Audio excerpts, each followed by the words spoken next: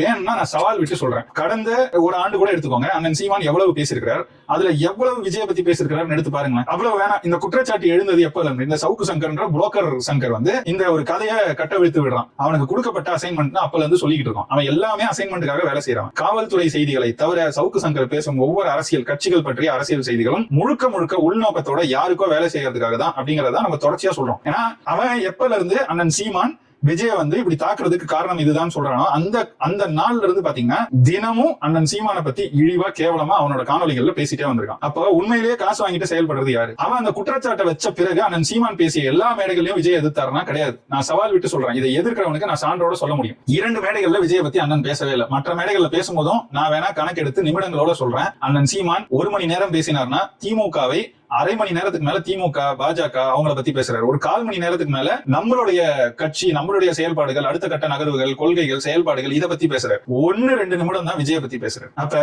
1 மணி நேரத்துல உனக்கு 1 நிமிடம் தான் கண்ணுக்கு தெரியுதுன்னா பிரச்சனை உன்கிட்ட இருக்கா இல்ல எங்க கிட்ட இருக்கா அப்படிங்கறத உண்மையிலேயே அறிவு இருக்கிறவன் பொதுவா பார்த்துட்டு கருத்து சொல்றவன் இதை பார்த்தா புரிஞ்சுக்கலாம்.